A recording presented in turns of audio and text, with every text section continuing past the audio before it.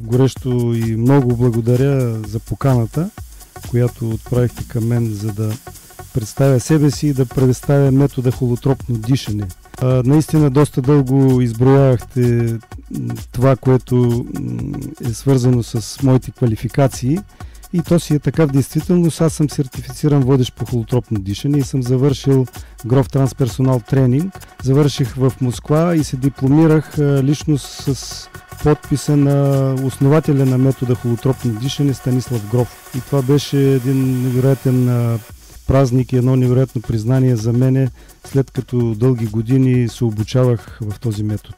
Същевременно съм и ребалансинг терапевт. Това е дълбока работа с тялото, дълбок масаж за тялото, който е свързан също с холотропния подход, с холосния подход към този вид работа, свързан с холотропно дишане и работа с тялото. Нека да обясним холос какво означава за хората, които не знаем точно това определение. Да, холос означава цялостност. Това идва от гръцкото наименование холос.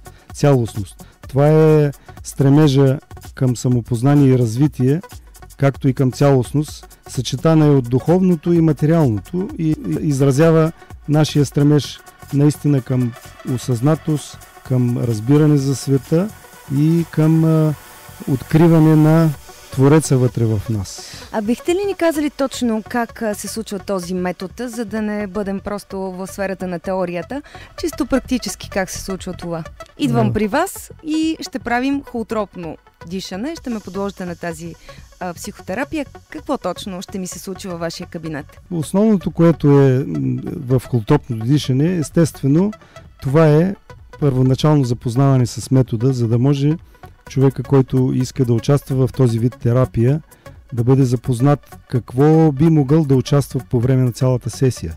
Цялата сесия продължава около 3 часа и... На един път 3 часа? На един път 3 часа. Ако има индивидуална работа, има и групова работа. В смисъл, идват хора и за индивидуални сесии, но основно се работи с група. И тогава хората се разделят по двойки, като решават кой ще диша и кой просто ще седи до него. Хората се наричат ситер и холонавт. Холонавт е този, който диша, ситер е този, който ще седи до него. А той е специално обучен ли е от вас как да реагира при дишането? Всъщност той се явява наблюдател и съпорт, много важен според мен. Или вие наблюдавате всички? Да, така е. Аз наблюдавам цялата група. Човека, който е ситер в момента, не е задължително да има някакви умения или да е предварително да е минала някаква подготовка, защото аз съм сертифициран и аз отговарям за цялостното състояние в групата.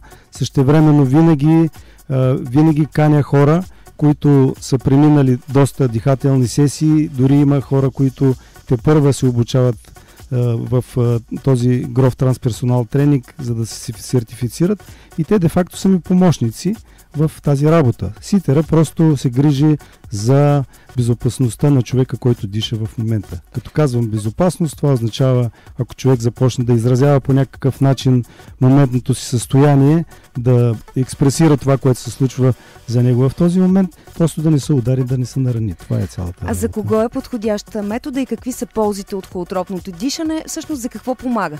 С какъв проблем можем да дойдем при вас? Да, интересен въпрос.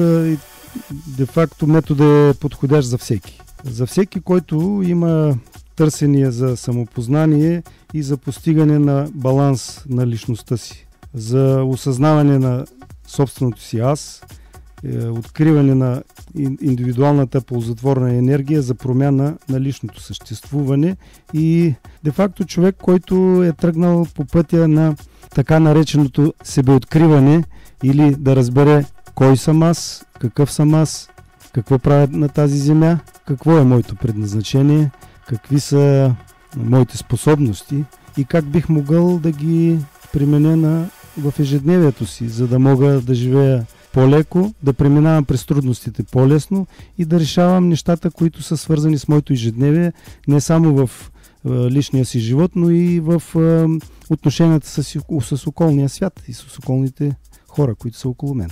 Ние ще продължим още разговор с Петьо Коджабашев, който ни разказва за холотропното дишане, и затова всъщност аз си правя един извод, че холотропното дишане е една духовна практика, която ще има някакъв и практически успех накрая, за да бъдем по-успешни в реалността. Доколкото разбирам, ще попитам и някои от основните въпроси, които мен лично ме вълнуват, което съм чувала за Станислав Гров, за това как той е правил експерименти с LSD.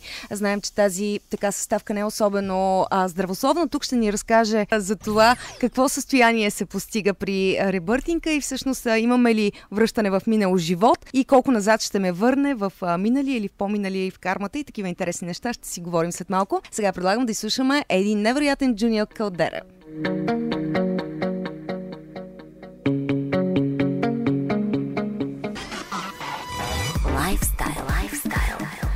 Този час в Трафик Зон продължаваме да си говорим по интересната тема за холотропното дишане. Тук е един изключителен специалист, който знае точно какво прави, как го прави и кога ще ви го направи. Разбира се, след това ще му дадем координати, защото аз вече имайте предвид, че съм си записала час за холотропно дишане. Ще ми трябва 3, но съм сигурна, че попадам в ръцете на специалисти. Така, Петьо Коджабашев е тук, за да ни разкаже за това какво представлява метода. Точно прекъснах разговора, когато го помолих да ми разкаже за митовете около това какво е холотропно дишане. Говорихме за метода на Станислав Гров. Специално за тези митове, които така се пускат около тази терапия, да разкриете какво точно не е вярно във всичко, което се говори, и как нашите слушатели, които така или иначе ще дойдат при вас, защото това ни се струва много интересно, какво ще им се случи на тях и дали ще бъде опасно за тяхното здраве. Направо започвам да говоря от последното, което казахте. Не е опасно за тяхното здраве. И не е опасно за тяхното здраве, защото 40 години вече холотропното дишане го има като метод. Оформено, съставено, не бих казал измислено, а съставено и направено от Станислав Гров, който е чех по происход, но живее от много дълги години в Америка, и още през Виетнамската война американското правителство му задава задача да изследва изменените състояния на съзнанието чрез LSD или чрез това психотропно вещество. Доста години той работи в тази област, има много трудове написани, и след години американският президент прекъсва тази програма и Гров започва да търси някакъв друг вариант, за да продължи да изследва това необичайно състояние на съзнанието, в което човек навлиза по някой път. Колкото и да странно, като деца ние много често изпадаме в едно такова състояние. Представете си колко от вас, може да си спомните, колко от вас като деца са виждали най-различни такива много интересни същества около тях, или са чувствали, че... Аз още ги виждам. Да, или че са чувствали нещо, или са преживявали нещо подобно, което родителите винаги са викали: чакай, за какво, бълнуваш ли, какво ти става, разболяли се.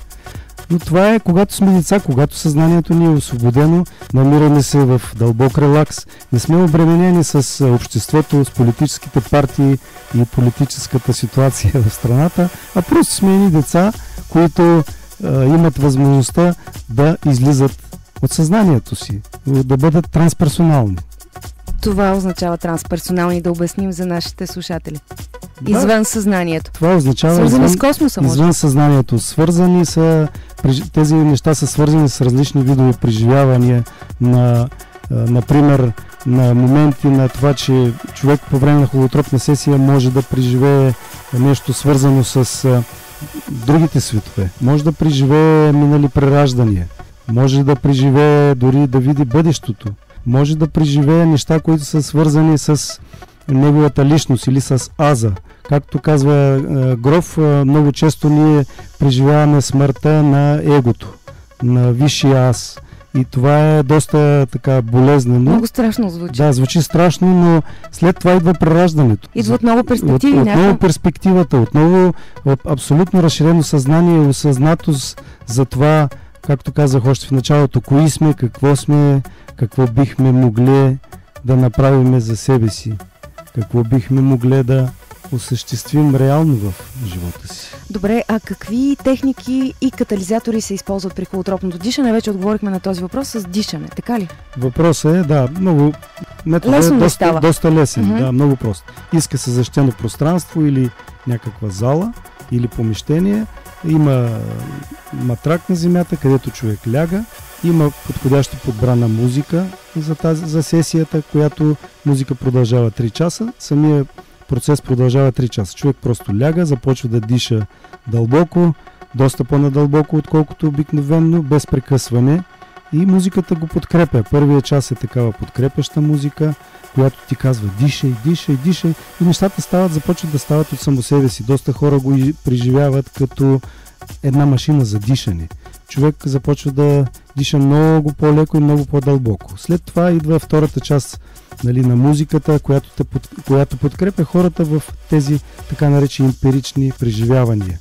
Или човек започва да излиза в такива пространства, където никога до сега не е бил. Пространство някой път дори на толкова дълбок релакс, че много хора споделят, че просто изчезват, чувстват, че ги няма и че са някъде другаде. Винаги много, много интересно, че човек преживява това, че знае, че е тук, усеща всичко, чувства и чува всичко, но същевременно странства и пътешества. Затова този, който диша в момента, се нарича и холонавт. Нещо подобно на космонавт. Абсолютно на това прилича. Всъщност, можем ли да бъдем сигурни, че той ще се върне на това място? В смисъл, може ли да остане там, където е отишъл, където се е върнал? Все пак много хора ще зададат този въпрос. Абсолютно е сигурно, че ще се върне, защото след, както казах, 40 години холотропно дишане по целия свят е разпространено холотропното. Напоследък, последните 10 години дойде и в България, благодарение на Гров, който, нали, така положиха усилия хората около Гров да се представи този метод и в Източна Европа и конкретно в България. Всички са се връщали. Никой не е останал никъде. Всички са живи и здрави. Така че винаги се връщаме, защото третия час е час на релакс и след това човек започва полека да се завръща в тялото си и в това, което е в момента. Тук и сега. Разбрах, тук и сега ще се върнем след малко. Веднага ще чуем невероятната Нели Фуртадо и Waiting for the Night. Няма да чакаме да стане вечер, за да продължим интересния разговор тук с специалистът по холотропно дишане Петю Коджабаш.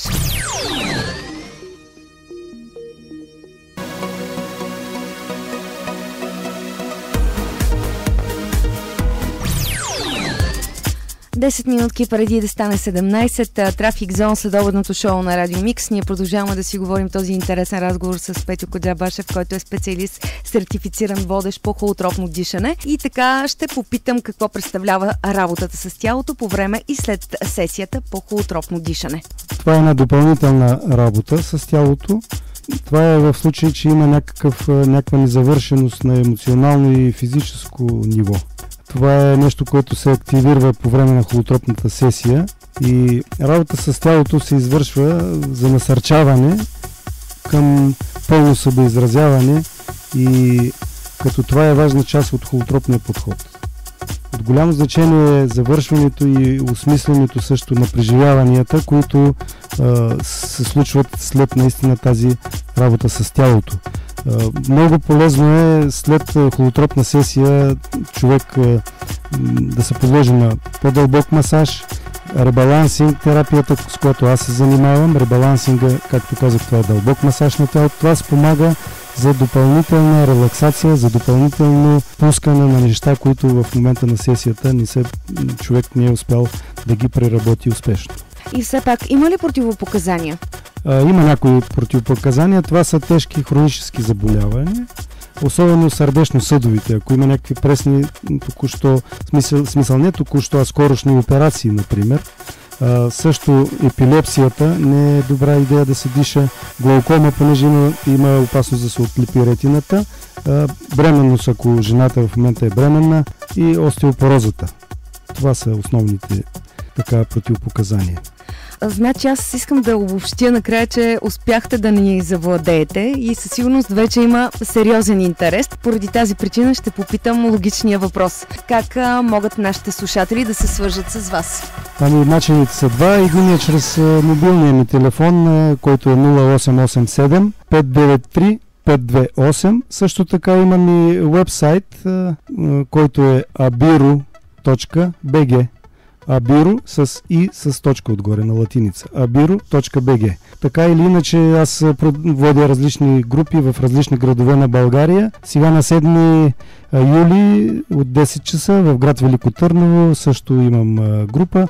Така че ако влезете в моя сайт, ще видите адреса или ми се обадете по телефона за хората, които се интересуват. В Бургас също на есен ще имам група. При всички положения ние ще си запомним вашия телефон и слушателите могат да се обадят и да го вземат от нас. Това на 100%. Искам да благодаря за този интересен разговор. Аз определено вече 100% съм записана при вас, за да взема още от знанията, които мисля, че мога да постигна за себе си. Благодаря на Петьо Коджабашев, който е сертифициран водещ по холотропно дишане. Разбрахме на 7 юли в Велико Търново. Септември ще чакаме и в Бургас. Тогава ще се запишем на вашия семинар. А вие сертифицирате ли? Аз не мога да сертифицирам, само Гроф дава сертификат. Разбрах. Значи няма да се записвам за сертификат, за сега ще се записвам като клиент-пациент или всъщност не попитах как... Клиент. Пациенти ходят в болницата. Точно така. Да, всъщност да. Ние оставаме с слушателите на Радио Микс, които са наши най-добри клиенти. Маркес и Бесон слушаме сега. Благодаря ви много.